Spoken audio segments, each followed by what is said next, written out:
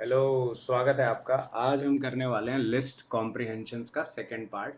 हमने last time करा था, कॉम्प्रिहेंशन को समझा था। आज हम वो एक्सपेरिमेंट ख़त्म करेंगे जो हमने लास्ट टाइम डिस्कस किया था ना। उसको करने से पहले मैं एक दो चीज़ बता देता हूँ। तो मुझे ज़ुकाम हो रखा बहुत तेज, सो मेरी आवाज़ थोड़ी ख़राब आएगी। आई am sorry for that, but काम तो काम है, इसको करना है और पढ़ाई डिले नहीं होनी चाहिए, है ना। So let's start. ओके, सो सबसे पहले हम तीन चीज़ करने वाले हैं: import math, import statistics and import random.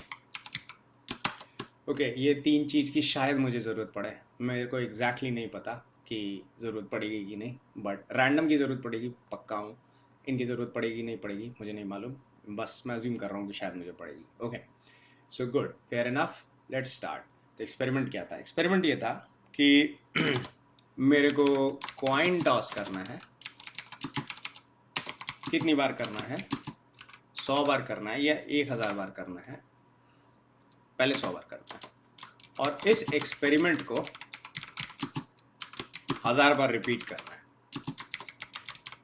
ठीक है, ये चीज़ ध्यान रखना है, दोनों में अंतर है। तो इसको मैं बोल रहा हूँ एक इवेंट और इसको मैं बोल रहा हूँ रिपीटेशन ऑफ इवेंट्स। ठीक है, ठीक है। और मुझे ये पता करना है कि ऑन एन एवरेज, है ना, हिट का रेट क्या है। सो हमको ये पता है कि प्रोबेबिलिटी कहती है कि भाई 50% चांस है हेड आने का और 50% चांस है टेल आने का। बट स्टेटिस्टिकली क्या ये 50% होता है? नहीं होता है, राइट।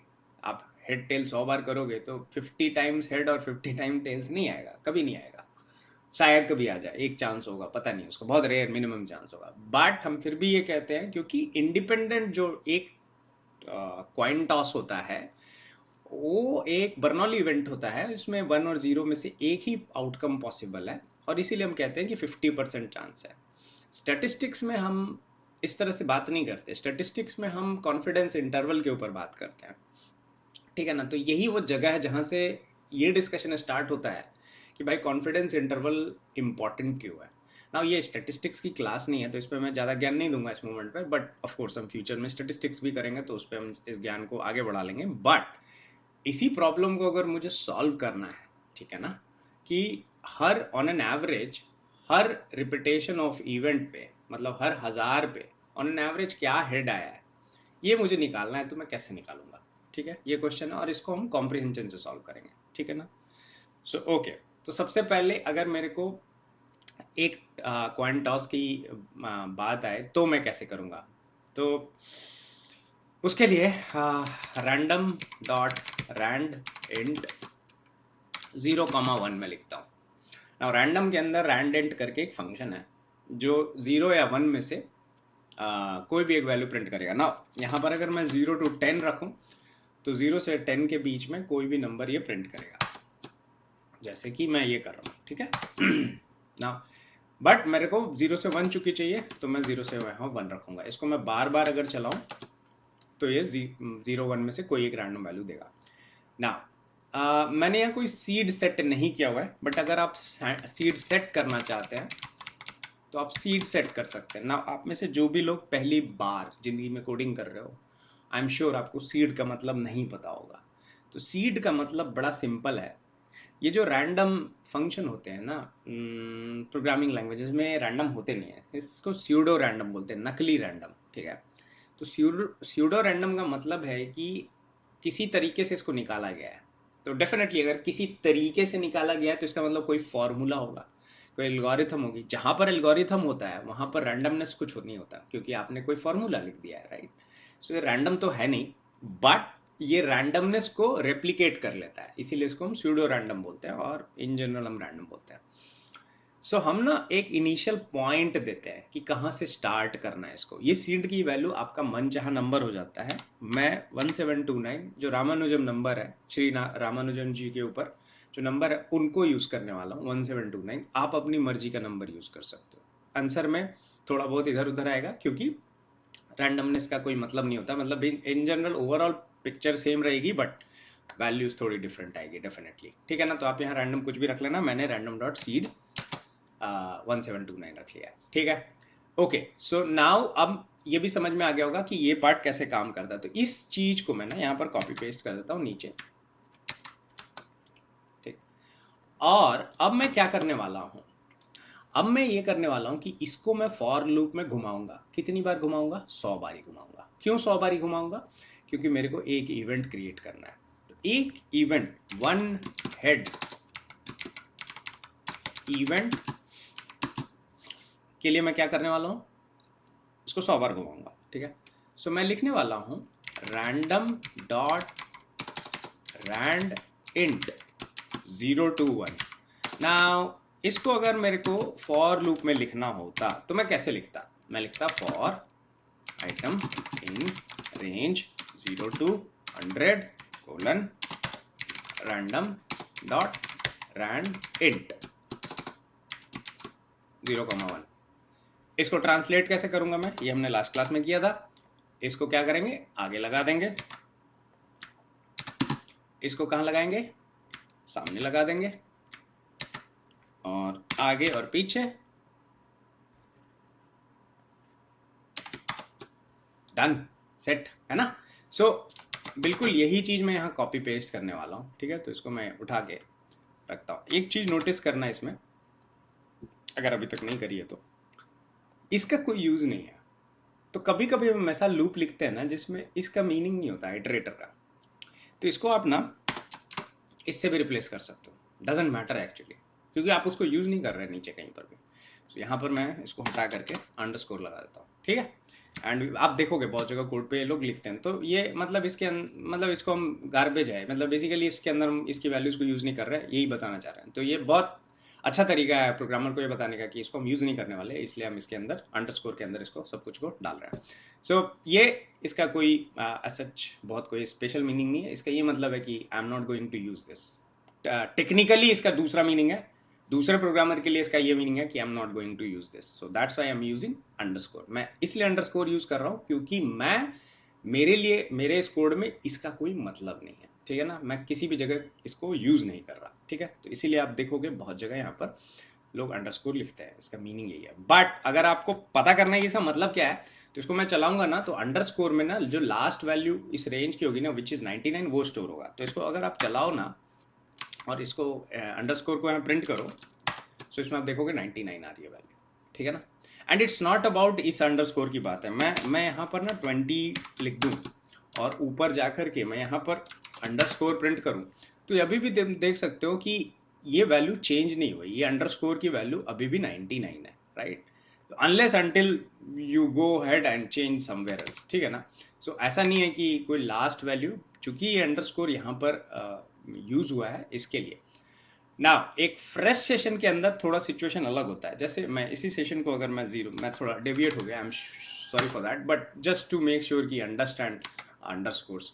तो यहाँ पर अगर मैं लिखता हूँ x=10 और यहाँ पर मैं लिखता हूँ अंडरस्कोर, कुछ नहीं है, right. Nothing is there, there is nothing to print. So यहाँ पर अंडरस्कोर की वैल्यू जो है कुछ भी नहीं पड़ी हुई है। Can you write something like this? Yes you can. What's the value of underscore now? So मैं तो इसको ब्लैक होल जैसा कंसिडर करता हूँ। आप इसको उस तरह से सोच सकते हो, उससे कभी दिक्कत नहीं होगी, बट मतलब ये अपना अपना लुकआउट है। ओके ग्रेट, हमको ये समझ में आ गया कि अंडरस्कोर कैसे दिखता है। यूजलेस चीज़ है बेसिकली, इसका मतलब है कि I am not going to use it, ठीक है। गुड, सो ये चीज़ समझ में आ गई आई होप। अब मैं जब कोड लिखता हूँ तो मैं अपने बारे में पता है मुझे कि मैं हर पॉइंट को समझना चाहता हूँ, तो इसीलिए मैंने ये बता दिया। अब मैं अचानक ये लिख देता और आगे बढ़ जाता, तो आप में से बहुत लोगों को लगता है यार ये एक्सप्लेन बराबर नहीं हुआ है, और मैं बिल्कुल वैसा नहीं करना चाहता। Okay good, fair enough. Now इसको अगर मैं प्रिंट करूं तो क्या होगा? ओ माय गॉड, चलाया नहीं क्या मैंने? हाँ। सो तो आप देखोगे कि इसके अंदर ये 1010 का सीक्वेंस आ गया। इसको मैं सम करके देख सकता हूं कि 52 हेड्स आए हैं। 1 को मैं हेड बोल रहा हूँ, 0 को मैं टेल बोल रहा हूँ, ठीक है। तो 52 हेड आए हैं, ठीक है, ये मैं देख सकता हूँ, करेक्ट, गुड। अब इसको मेरे को 1000 बार और रन करना है।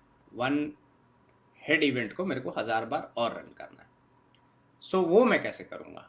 तो ये एक चीज आई है, राइट।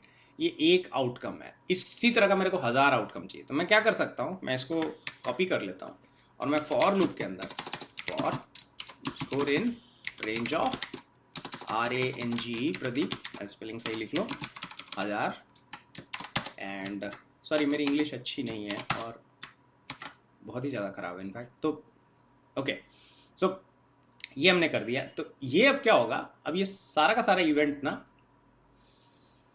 जो ये मेरे को एक बार ही चलाने से 52 आया था, इसी को मैं 1000 बार घुमाऊंगा ना, हर बार ये वैल्यू डिफरेंट आएगी। ओके सो इसको बिलीव नहीं अगर मेरे पे, तो इसको आप सम कर सकते हो और इसको आप रन कर सकते हो ना। आई एम नॉट गोइंग, मैं रन नहीं करने वाला हूँ, ठीक है, मैं इसको यहीं पर छोड़ दे रहा हूँ आपके कंजम्पशन के लिए, बट मैं इस कोड को नीचे कॉपी पेस्ट करूंगा। सॉरी क्यों नहीं रन कर रहा हूँ, क्योंकि मेरा स्क्रीन भर जाएगा और मैं नहीं करना चाहता वो। इसी कोड को मैं नीचे यहाँ रखता हूँ और मैं इसको कॉम्प्रिहेंशन में चेंज कर देता हूँ अगेन, और मैं यहाँ से उठाता हूँ, कंट्रोल एक्स करता हूँ, पैरेंथेसिस एक्स्ट्रा है उसको मैं उड़ाता हूँ,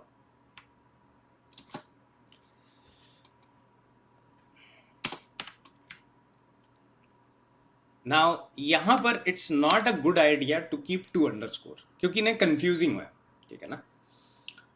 ऑल्दो हम यूज नहीं कर रहे इसको, बट मतलब ये कई बार कंफ्यूजिंग हो सकता है, तो आप यहाँ पर कोई भी नाम डाल दो, इससे फर्क नहीं पड़ता कुछ भी, एक्चुअली कोई फर्क नहीं पड़ता। आप इसको अंडरस्कोर भी रख सकते हो, बट मैं इसका नाम आई और जे कर दे रहा हूँ, ठीक है ना। इफ यू रन दिस आपको दिखेगा कि ये वैल्यूज हेड्स और टेल्स की यहाँ पर आ गई है।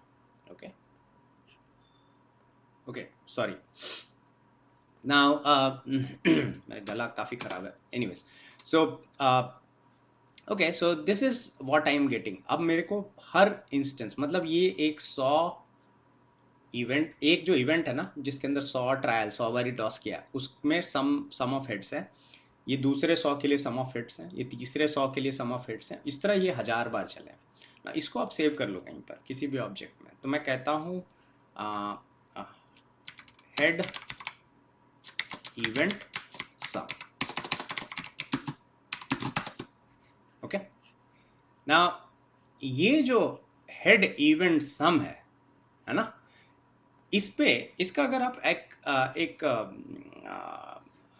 डेविएशन निकालो, अगर इस पे एक स्टैंडर्ड डेविएशन कैलकुलेट करें, तो स्टैंडर्ड डेविएशन कैसे कैलकुलेट कर सकते हैं, तो यहाँ पर स्टेटिस्टिक्स मॉड्यूल को आप यूज कर सकते हो। तो अगर मैं statistics dot S T D, I am not sure क्या फंक्शन का नाम क्या, सो मैं टैब मार के देख लूंगा, S T D E V, ठीक है। सो यहाँ पर मैं हेड इवेंट सम अगर देखूं तो इसकी वैल्यू है 4.98। तो इसका क्या मतलब है ना, सबसे पहले क्यों स्टैंडर्ड डेविएशन मीनिंगफुल है यहाँ पर और क्या देखने की कोशिश कर रहे हैं। तो अब आप में से बहुत लोग ना वहाँ से आ रहे होंगे जो नॉन स्टैटिस्टिक्स बैकग्राउंड से है।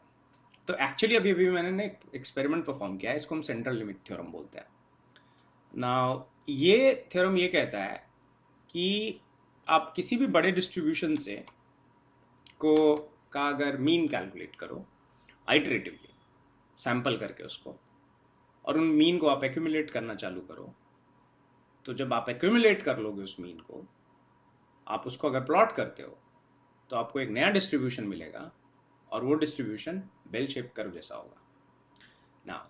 बेल शेप कर्व की कुछ प्रॉपर्टी होती है, उसमें एक प्रॉपर्टी ये होती है कि जो सेंट्रल पॉइंट होता है जहाँ मीन और मीडियन बराबर होते हैं, उसे 3 सिग्मा आगे की तरफ और 3 सिग्मा पीछे की तरफ 99.97 आई बिलीव परसेंटेज आपका पॉपुलेशन लाइक करता है। सो इसको हम 68 95 99 रूल बोलते हैं, ठीक है। सो ये एक रूल होता है 99.7 जो आपका लास्ट वैल्यू है, मतलब आप 3 सिग्मा अगर बीच में से राइट और लेफ्ट जाओगे, सो वहाँ तक ये वैल्यू 99.7% पॉपुलेशन को कैप्चर करती है। नाउ ये चीज़ नाउ ये कहोगे कि अब ये सब हम कैसे देखें, ये तो ज्ञान आपने दे दिया, बट ये हम कैसे चेक कर सकते हैं इसमें। सो इसको समझने से पहले हम इसको प्लॉट करते हैं। सो मैंने प्लॉटिंग बताई नहीं है तुमको, लेकिन हम ना क्लास से थोड़ा एक कदम आगे बढ़ जाते हैं। तो from matplotlib dot import, I think import matplotlib okay, मेरा दिमाग कम काम कर रहा। फ्रॉम matplotlib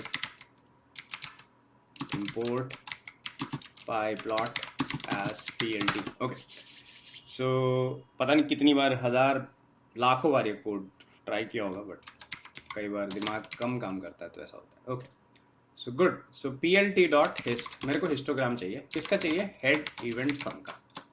ना इसको देखोगे ना तो कुछ कुछ नॉर्मल कर्व जैसा दिखता है ना। नॉर्मल कर्व की प्रॉपर्टी वगैरह ये एक स्टेटिस्टिक्स का लेक्चर है पूरा, बट मैं तुम्हें ये सिर्फ बता सकता हूँ कि ये जो बीच का वैल्यू है ना 50 के आसपास जो दिख रहा है, और इसी वजह से ये 50 दिख रहा है क्योंकि ये बिल्कुल सेंट्रल वैल्यू है। इसे 3 सिग्मा, इधर जो भी इसका सिग्मा है कितना है 4.9 है, मतलब 15, ठीक है ना। अगर मैं इसको 15 इसमें जोड़ दूँ तो अगर मैं इसको बोलूँ कितना है ये वैल्यू 4.9835, तो मैं कहता हूँ 4.9835 इंटू 3, सो ये 15 के आसपास करीब करीब वैल्यू है। तो मैं अगर इस 50 में 15 जोड़ दूं 64.9505 और इस 50 में सेम वैल्यू सब्ट्रैक्ट करूं 4.9835 स्टार 3, सो जो रेंज ऑफ वैल्यूज है, तो मैं ये कह रहा हूं कि मेरी आबादी जो है 99.7%, रूल के हिसाब से है ना, 99.7% मेरी आबादी इस रेंज में होगी। तो क्या ये सही है? चलो टेस्ट करते हैं। राइट, ये रेंज हमको पता है। राइट, ये मेरा लेफ्ट साइड है, ये मेरा राइट साइड है।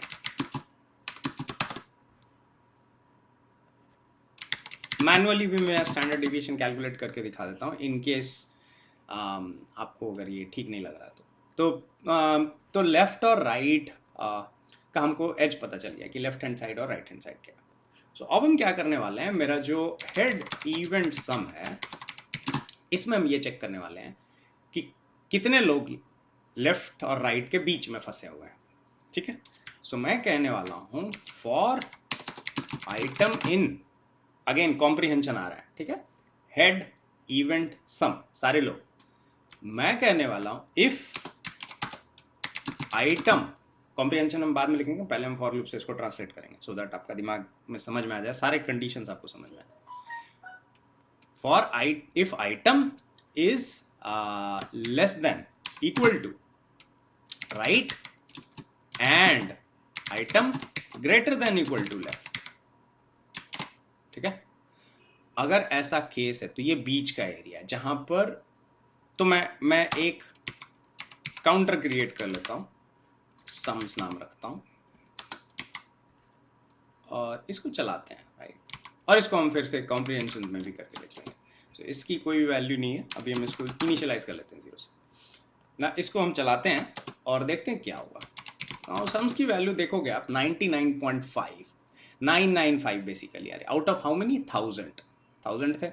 सो ये जो रूल है 99.7 का, ये आप देख सकते हो इस वैल्यू से काफी क्लोज है ये, है ना। था हजार में से 995 लोग हैं। इसका मतलब कि क्या हो गया कि ये बेसिकली इसका ये मतलब हो गया कि 99.7 के काफी क्लोज है, करेक्ट ना।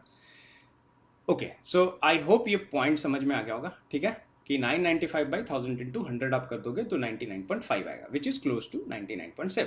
तो 99.5 काफी क्लोज है, तो इसका मतलब ये एक बेल शेप कर्व जैसा है, मतलब काफी क्लोज है। हो सकता है एग्जैक्ट ना हो ना। अब कहोगे कि क्लोज क्यों नहीं है, आप तो बोल रहे थे कि क्लोज आना चाहिए ना। उसका दूसरा रीजन है, उसको भी हम क्लोज कर देंगे, बट उससे पहले हम इसको कॉम्प्रिहेंशन में कन्वर्ट करने की कोशिश करते हैं, ठीक है।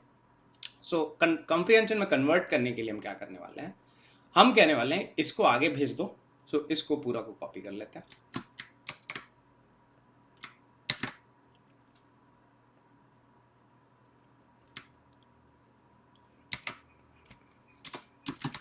ओ माय गॉड,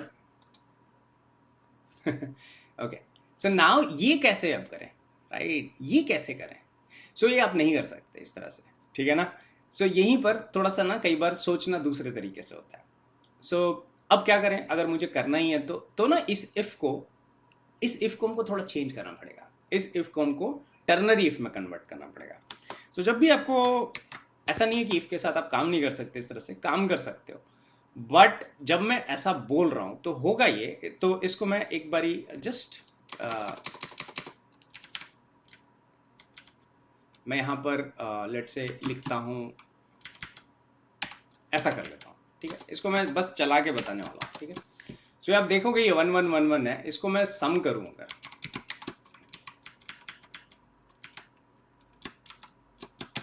सो ये 995 आ गया। ये आपका वही केस है जो अभी आया है, जो आपको थोड़ी देर पहले दिखा है। तो आप ऐसा कर सकते हो, इसका कोई मतलब नहीं, ये चीज आप यहाँ पर रख नहीं सकते। तो यहाँ पर आपको क्या करना पड़ेगा, 111, तो एक पूरा लिस्ट 1 का बनेगा जिसके अंदर ये कंडीशन सेटिस्फाई होगी। बट इससे एक बेहतर तरीका है। इससे बेहतर तरीका क्या है कि हम इसको टर्नरी इफ की तरह यूज करें, ठीक है। तो टर्नरी इफ कैसे लिखते हैं, हमने डिस्कस किया हुआ है। हम कहते हैं true if condition else false, ठीक है। तो हम यहां पर ट्रू की जगह हम कह रहे हैं 1 इफ कंडीशन क्या है, ये एल्स 0, और ये लाइन हम हटा देते हैं।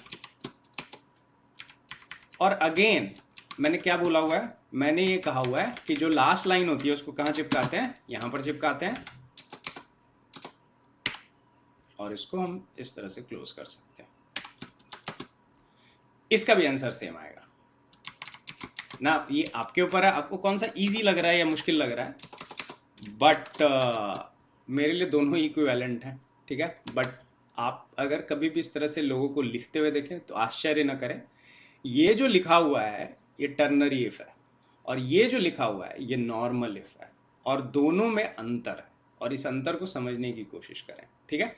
सो ये दोनों को इस तरह से लिखा जा सकता है। तो मैं यहां पर एक टर्नरी इफ का भी एग्जाम्पल छोड़ देता हूं, जस्ट टू मेक श्योर कि आपको चीजें क्लियर है। तो मैं कहने वाला हूं true if this else 0, that's all. So ये आपका टर्नरी इफ है। और मैं इसको चलाने का मतलब नहीं है, बेसिकली आपको इसके आगे प्रिंट लगाना पड़ेगा, जो कि मैं नहीं करना चाह रहा। तो इसको आप चला भी दोगे तो कुछ होगा नहीं, बट पॉइंट ये है आपको इसके आगे प्रिंट लगाना पड़ेगा। ये चीज़ ध्यान रखना, अगर इस कोड को आप चलाने की कोशिश करते हो तो आपको इसके आगे प्रिंट लगाना पड़ेगा। तो आई होप ये पॉइंट समझ में आ गया हो कि ये कैसे काम कर रहा है। तो ये comprehension, now I am sure कि इसमें से बहुत लोगों को बहुत सवाल आ सकता है। तो इसमें सवाल क्या क्या हो सकते हैं। सबसे पहला सवाल कॉम्प्रिहेंशन से ये होता है, अभी तक जो हमने डिस्कस किया है वो लिस्ट कॉम्प्रिहेंशन है। What about dictionary comprehension. तो हमने लास्ट टाइम एक प्रॉब्लम लिया था, राइट।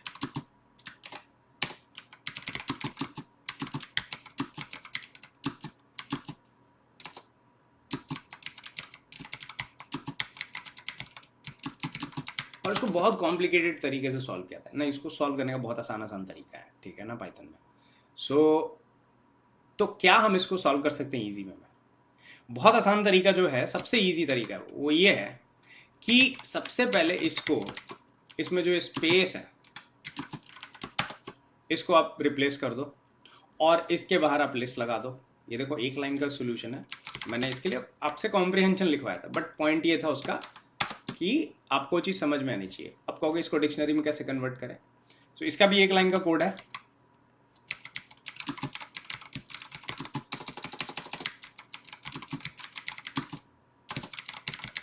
ठीक है, काउंटर यूज कर लो इसके ऊपर। ये हम डिस्कस करेंगे लेटर क्लासेस में काउंटर के बारे में, बट मैं आपको बस ये बताना चाह रहा हूँ कि this is what you can do. अगर ये नहीं करना है, इसी प्रॉब्लम को अगर उठा करके मेरे को किसी और तरीके से सॉल्व करना है, ठीक है, तो क्या हम कर सकते हैं। और कोई तरीका है बहुत सारे और तरीके हैं, मतलब पर मेरे हिसाब से ये एक ईजीएस्ट है, ठीक है ना, ये वन ऑफ द ईजीएस्ट। तो ये हम डिस्कस करेंगे ना। तो हमने अभी तक जो भी देखा है लिस्ट कॉम्प्रिहेंशन देखा है, और उसमें हमने एक प्रॉब्लम किया था जिसको इस तरह से भी हम सॉल्व कर सकते हैं। मैं ऑल्टरनेट सोल्यूशन इसलिए बता रहा हूँ क्योंकि ये नहीं होना चाहिए कि यार ये बड़ा मुश्किल था। नहीं, मुश्किल बिल्कुल नहीं है। पाइथन में बहुत सारी चीज़ों का वन लाइन सोल्यूशन होता है, और ये आपको पता नहीं चाहिए। दूसरा है डिक्शनरी कॉम्प्रिहेंशन। डिक्शनरी कॉम्प्रिहेंशन कब यूज करते हैं, तो अगेन जो मैं प्रॉब्लम देने वाला हूँ उसका एक ईजी तरीका भी होगा, बट जस्ट बिकॉज हमको कॉम्प्रिहेंशन आना चाहिए समझ में, हम इसलिए एक बहुत सिंपल तरीका, बहुत सिंपल चीज ले रहे हैं। सो लेट्स से कि A to B 10 और C 16 है। अब मेरे को क्या करना है, मेरे को एक डिक्शनरी कॉम्प्रिहेंशन बनाना है जिसके अंदर मैं एक डिक्शनरी में A की वैल्यू को 10 से मल्टीप्लाई कर दूं, B की वैल्यू को 20 से और इसकी वैल्यू 30 से। सो मेरा रिजल्ट ऐसा आना चाहिए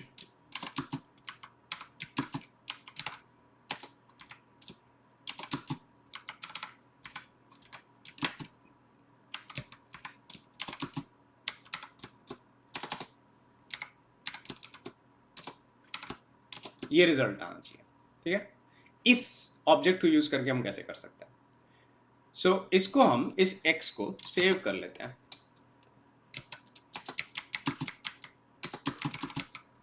ठीक है, और इसको हम जस्ट प्रिंट करके देखते हैं कि क्या होता है। तो ये देखोगे बिल्कुल वैसे ही ऑब्जेक्ट दिख रहा है जैसे नजर आता है। सो इस i की जगह अगर मैं i और j लिखूं तो क्या होगा, सो ये देखोगे इससे सिर्फ i फेच हो रहा है। अगर मैं इसको j कर दूं तो इससे फिर j फेच हो रहा है। नाउ यू अंडरस्टैंड कि इससे मैनिपुलेशन हो सकता है। तो मैं इस बार क्या करने वाला हूं, मैं स्क्वायर ब्रैकेट की जगह मैं लिखता हूं i, j की जगह मैं लिखता हूं, क्या लिखूं ना, मेरे को 10, 20 और 30 से मल्टीप्लाई करना। पहली वाले को 10 से, फिर दूसरे वाले को 20 से, 30 से, राइट। तो मैं 10 तो लिख ही देता हूँ क्योंकि 10 तो डेफिनेटली मल्टीप्लाई होगा, फिर 1, 2, 3 भी मल्टीप्लाई होगा।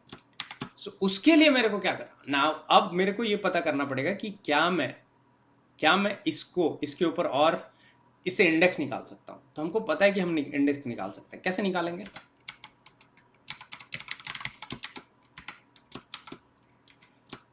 ना, अगर तुम ये लिखते हो तो ये आता है इससे, और अगर तुम ये लिखते हो, ठीक है, तो इससे कुछ हो नहीं रहा है। तो बेसिकली अगर मैं देखूं, अगर मैं सिर्फ आई को प्रिंट करूं, फॉर एग्जांपल अगर मैं सिर्फ आई को प्रिंट करता हूं, तो इससे मेरा इंडेक्स भी आ रहा है और टुपल भी आ रहा है। सो मेरे को इंडेक्स निकालने के लिए मेरे को यहां पर आई आना चाहिए और यहां पर मेरे को जे और के आना चाहिए, राइट। सो अगर मैं इस तरह से आई लिखता हूं तो 0, 1, 2 मिलता है मेरे को। अगर मैं यहां पर फिर लिखता हूं जे, सो यहां पर मेरे को ए बी सी आता है, और यहां पर अगर मैं लिखता हूं के तो मेरे को वैल्यूज आता है। तो आप तीन चीज यहां पर उठा सकते हो। तो मैं इसी को यूज करने वाला हूं, ठीक है। तो ये चीज ध्यान रखना, क्यों ऐसा लिखा है मैंने, क्यों ऐसा लिखना पड़ा मुझे, ऐसा इसलिए लिखना पड़ा क्योंकि एन्यूमरेट मेरे को क्या रिटर्न कर रहा है, ये बहुत इंपॉर्टेंट है। इस चीज को समझो कि मैं अगर आई लिखूं, for I in enumerate of x, और मैं सिर्फ प्रिंट आई करूं, सो ये मेरे को टुपल ऑफ टुपल दे रहा है। पहला इंडेक्स में मेरा इंडेक्स मिल रहा है, दूसरे में मेरे को टुपल वैल्यू मिल रही है जो अंदर की वैल्यू है। ये चीज ध्यान रखना। तो अंदर की वैल्यू को कैप्चर करने के लिए मेरे को ये लिखना पड़ा है, ठीक है। ये चीज ध्यान रखना। तो अगर ना समझ में आया कभी पाइथन में कि क्या ऑब्जेक्ट रिटर्न कर रहा है, तो it's good idea to print it. और अगर इससे भी ना समझ में आए तो ऑफकोर्स आप प्रिंट टाइप ऑफ कर सकते हो, बट प्रिंटिंग से मोस्टली चीज आपको समझ में आ जाती है, ठीक है। तो इसलिए मैंने ऐसा इसको लिखा है ना। अब डिक्शनरी कॉम्प्रिहेंशन बनाते हैं, अब इजी हो गया सब कुछ। सो अब मेरे को क्या करना है, करली ब्रेसेस में डिक्शनरी कॉम्प्रिहेंशन स्टार्ट होगा, और मैं ऊपर का के फॉर आई जे कॉमा के इन एन्यूमरेट ऑफ एक्स। अब इस के को आपको अब इस के को आपको 0 से तो स्टार्ट नहीं करना है, इस के को आपको 1 से स्टार्ट करना है। तो हम करने वाले हैं 1 से, सॉरी के को नहीं, आई को हमको 1 से स्टार्ट करने वाला है। सो सबसे पहले हम लिखने वाले हैं के कोलन, वैल्यूज में क्या वैल्यू आएगी। सो देखो, इसमें की के लिए जे यूज किया है, के वैल्यू के लिए 2 यूज किया है। तो ये इसको मैं ना जे और के की जगह मैं ऐसा कर लेता हूँ, की और वैल्यू, और इसका नाम रखता हूं मैं एनम या आईडीएक्स कर देता हूं, ठीक है, एनम कर देते हैं चलो। सो एनम, अब एनम की वैल्यू एन्यूमरेशन से आ रही है। एन्यूमरेशन कहां से स्टार्ट होगा, 1 से होगा, क्योंकि मैंने यहाँ एन्यूमरेट में सेकंड पैरामीटर पास कर दिया है। अच्छा, अब मेरे को की वैल्यू चाहिए, तो मैं लिखूंगा की वैल्यू इंटू 10 इंटू एनम। अब इसको आप चलाओगे तो आपको वही आंसर मिला है जो ऊपर मैंने लिखा है। सो आई होप ये डिक्शनरी कॉम्प्रिहेंशन आपको समझ में आ गया हो कि लिखना कैसे। इसको लिखना वैसे ही है, इस जस्ट कि आपको इसके अंदर एक की और वैल्यू पास करना है कोलन के अराउंड, ये कोलन बहुत इंपॉर्टेंट है, अगर ये आप नहीं पास करोगे तो ये नहीं बनेगा। दूसरा, आप क्या पास कर रहे हो, क्या उठा रहे हो, ये बहुत जरूरी है। अगर ना समझ में आए तो एक रॉ फॉर लूप लिख लिख करके चेक कर सकते हो कि इसको आपने कैसे वैल्यू उठा के देखनी है। अगर वो वैल्यू आपको दिख जाती है कि मेरे को ये टुपल पास हो रहा है, पहला वाला आइटम टुपल का 0th इंडेक्स है और बाकी जो है वो टुपल के फर्स्ट इंडेक्स में आ रहा है, सो मैं उसी अकॉर्डिंगली अपने पैरामीटर्स को इधर मैनिपुलेट कर सकता हूँ। तो इस तरह से आप डिक्शनरी कॉम्प्रिहेंशन भी लिख सकते हो। ठीक है, अब टुपल कॉम्प्रिहेंशन कुछ नहीं होता, उसको जनरेटर बोलते हैं पाइथन में। ठीक है, तो हम जनरेटर जब जनरेटर पढ़ेंगे तब देख लेंगे। ठीक है, व्हाट अबाउट सेट कॉम्प्रिहेंशन, तो ये इतना यूजफुल नहीं है तो मैं कवर नहीं कर रहा। अगर तुम्हें इंटरेस्ट है तुम जा करके कहीं पर भी गूगल में पढ़ लेना, बट मैं कवर नहीं कर रहा क्योंकि कभी यूज नहीं किया आज तक मैंने। ठीक है, तो मतलब कभी भी मैंने यूज नहीं किया, तो आई एम नॉट श्योर कि कितना यूजफुल है प्रैक्टिकल वर्ल्ड में। ठीक है, बट डिक्शनरी और लिस्ट कॉम्प्रिहेंशन जो है ये बहुत यूजफुल है, खास करके लिस्ट कॉम्प्रिहेंशन, इसीलिए इतना वक्त भी दिया उस पर। चलो, ये वीडियो बहुत लंबा हो गया I know, but I think काफ़ी कुछ सीखने को समझने को मिला होगा। एक और चीज़ रह गई है इसमें, एक और क्वेश्चन दिमाग में आ रहा होगा आपके कि अगर मुझे स्टैंडर्ड डेविएशन, अगर मुझे स्टैटिस्टिक्स पैकेज नहीं होता और स्टैंडर्ड डेविएशन कैलकुलेट करना होता तो मैं कैसे कैलकुलेट कर सकता हूँ। सो बड़ा आसान है। तो मैं आसान वर्ड यूज़ नहीं करना चाहता क्योंकि जब बिगिनर होता है आदमी तो उसके लिए कुछ भी आसान नहीं होता है, राइट। सो इसमें से अगर मुझे इसका स्टैंडर्ड डेविएशन कैलकुलेट करना है तो क्या कर सकते हैं। तो अगेन इसके लिए हम कॉम्प्रिहेंशन लिख सकते हैं। कैसे लिखोगे कॉम्प्रिहेंशन लिखने के लिए, तो सबसे पहले स्टैंडर्ड डेविएशन का फॉर्मूला क्या होता है, तो x माइनस एक्स बार का होल स्क्वायर, राइट, और n से डिवाइड, सैंपल के केस में n से डिवाइड, और इसको फिर कहते हो square root. This is how standard deviation is defined. ठीक है, सो ये स्टैंडर्ड डेविएशन का अगर फॉर्मूला है और इसी फॉर्मूला को मैं उठा करके एक कॉम्प्रिहेंशन में डाल दूं, सो SQRT, राइट, मैं कह रहा हूँ x, तो मैं कह रहा हूँ आइटम इन मीन। अब मीन कहाँ पर है, स्टैटिस्टिक्स फंक्शन में मीन मिल जाएगा आपको, नहीं तो सम बाय लेंथ भी कर सकते हो। सो मैं मीन इक्वल टू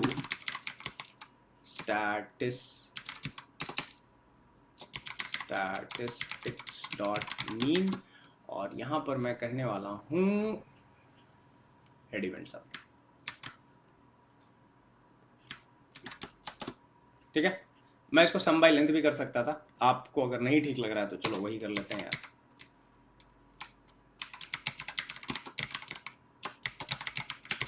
कोई एक्सटर्नल पैकेज का हेल्प नहीं ले रहा है, राइट। लेंथ की जगह LEN होगा, मैं बुद्धू हूँ। ओके, तो ये हो गया। ठीक है, अब इसको मैं सेव कर लेता हूँ, इसकी वैल्यू मैं नाम रख देता हूँ कैपिटल M, और इसके अंदर मैं लिख देता हूँ कैपिटल M, और इसका मैं स्क्वायर कर देता हूँ,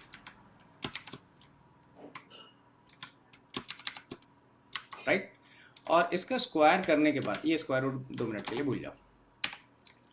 इसका स्क्वायर करने के बाद अब मैं कह रहा हूं कि ये हर आइटम के लिए चलाना है, और आइटम इन,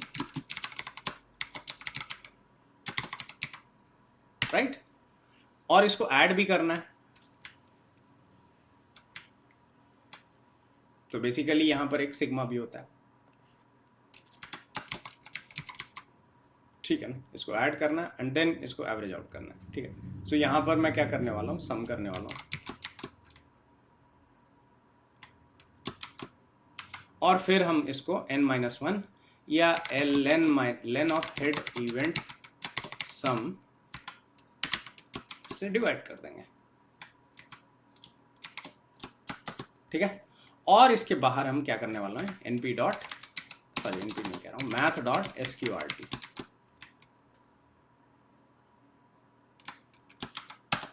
4.9851 जो भी आ रहा है, यहां पर हम देख सकते हैं इसकी स्टैंडर्ड डेविएशन करीब करीब इतनी थी, 4.9835।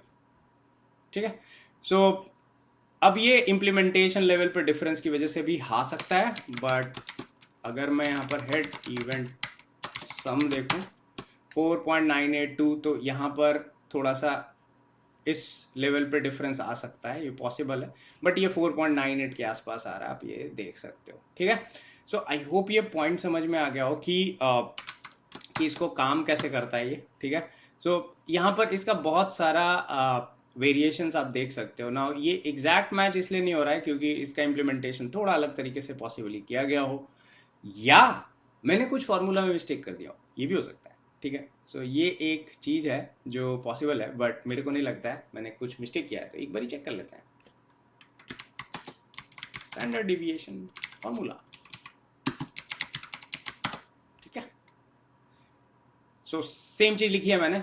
आई होप जस्ट n-1 की जगह n रखने को बोल रहा है ये, विच इज़ ऑल राइट। तो फर्क नहीं पड़ता उससे तो वैसे।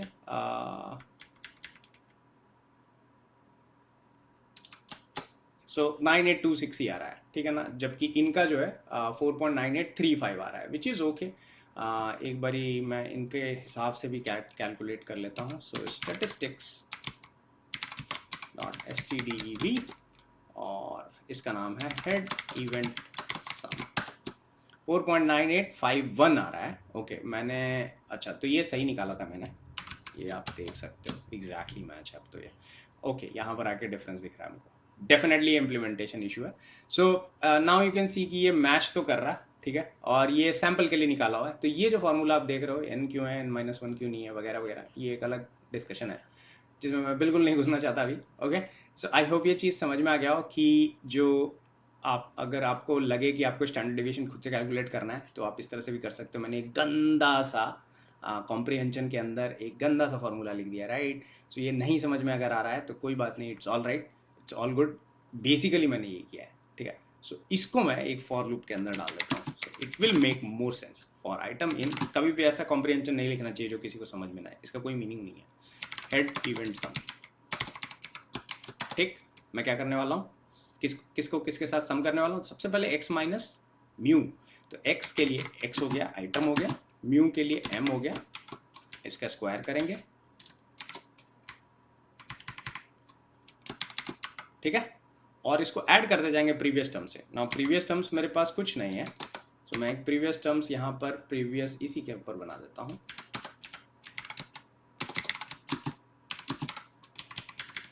और इस प्रिव में मैं ये वैल्यू ऐड करता जाऊंगा, ठीक है। सो ये ऐड होता जाएगा, ऐड होता जाएगा, ऐड होता जाएगा। फाइनली जब ऐड हो जाएगा तो मैं क्या करूंगा, इसको लेंथ से डिवाइड कर दूंगा, ठीक है।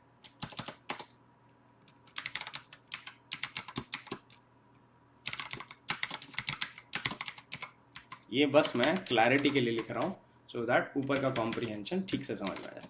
और उसके बाद मैं क्या करने वाला हूँ, इनके ऊपर मैं मैथ डॉट sqrt लिख दो, दैट्स ऑल।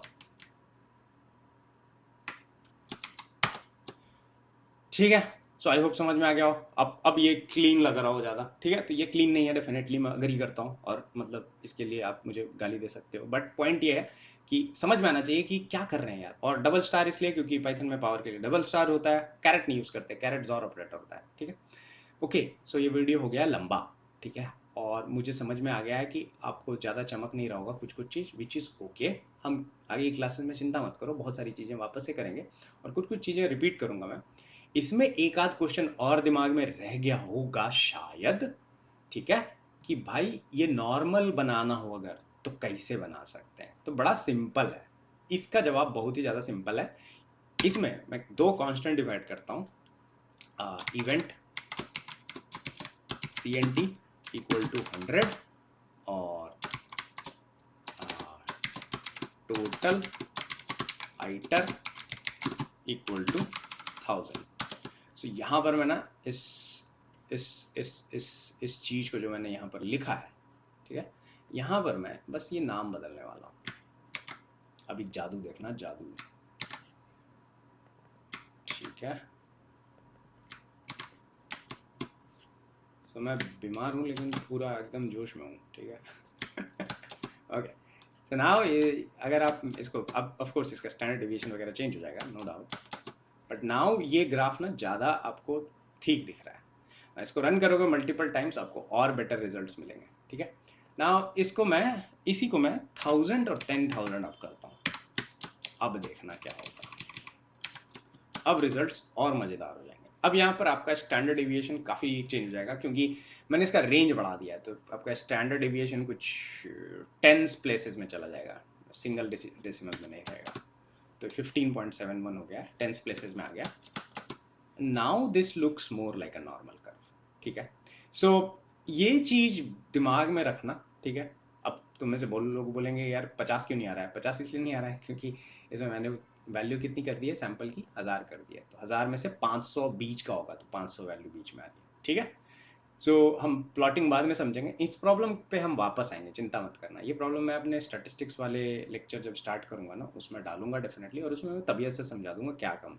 इस पूरे लेक्चर से तुमको दो तीन चीज़ समझ में आनी चाहिए बस। एक चीज़ ये कि ये कॉम्प्रिहेंशन कैसे काम कर रहा है, अंडरस्कोर कब लिखना है, किस तरह से थोड़ा मोर कॉम्प्लेक्स कॉम्प्रिहेंशन लिखते हैं, ठीक है। दूसरा, अगर डिक्शनरी कॉम्प्रिहेंशन लिखना है तो क्या करना है।